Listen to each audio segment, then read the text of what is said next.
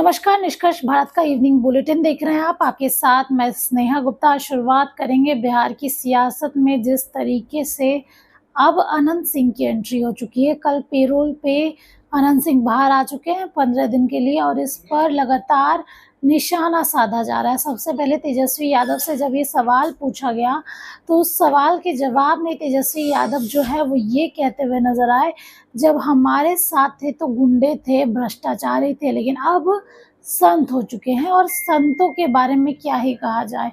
साथ में ही तेजस्वी यादव ने ये भी कह दिया कि इस बार भारतीय जनता पार्टी का जो है वो सुपड़ा साफ होने वाला है और लगातार ऐसी चीज़ों की चर्चा करते आए हैं। तेजस्वी यादव लगातार सवाल भी पूछ रहे हैं।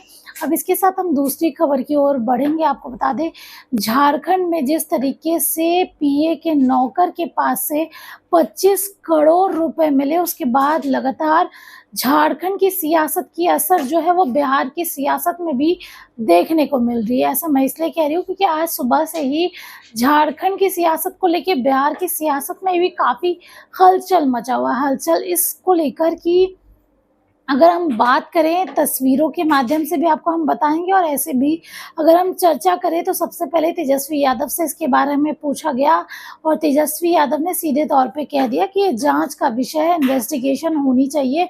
ऐसे तो हमें पूरा मामला नहीं पता है, लेकिन फिर भी जांच होनी चाहिए। साथ में जब उनसे ये भी पूछा गया कि तीसरे चरण के मतदान और नॉमिनेशन हो चुके हैं और चौथे चरण के नॉमिनेशन और मतदान होने वाला है, तो उस पर उन्होंने ये कहा कि हमने तो पहले ही कह दिया है कि क्या कुछ होगा, इस बार जनता किस तरीके से आपको जवाब देगी। तो ये उन्होंने कहा, सुन भाई सुन, देश की धुन इंडिया गठबंधन इज कमिंग ऑन 4 जून।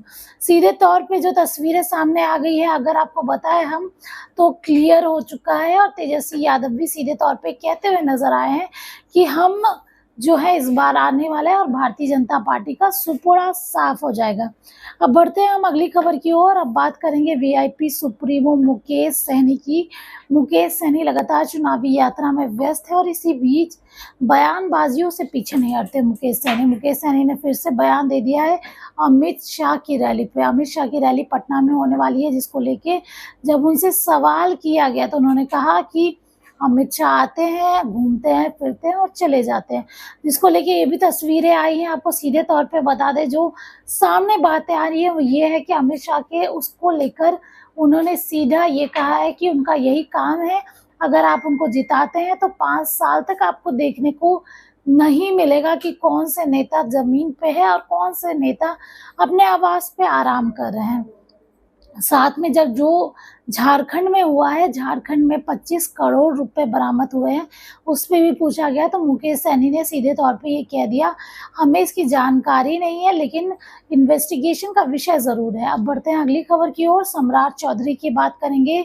झारखंड में पीए के नौकर के पास से 25 करोड़ रुपए मिले हैं, जिस पे बार बार निशाना साधा जा रहा है और अब सम्राट चौधरी ने ये कहा कि कोई भ्रष्टाचारी बचेगा नहीं, सबकी जांच होगी, सबकी पड़ताल होगी और जो जो देश को लूट रहे हैं उनकी भी जांच होगी।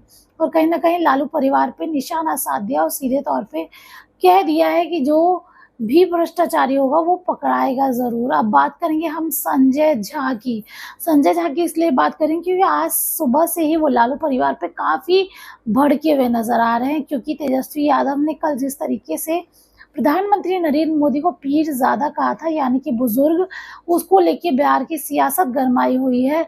और जहां एक तरफ लोग का ये कहना है कि तेजस्वी यादव को जबान पे लगाम नहीं है, शब्दों का चयन सही से नहीं करते और अपने से इतने बड़े उम्र के व्यक्ति को, देश के नागरिक को इस तरीके से वो ऐसे कह रहे हैं, तो संजय झा ने कहा कि अब सब पकड़ाएगा, कोई नहीं छूटेगा। झारखंड के विषय को लेकर ये भी कहा उन्होंने कि जो भी भ्रष्टाचारी है वो छूटने वाला नहीं है, बचने वाला नहीं है और इस बार सारी चीज़ों की जांच होगी।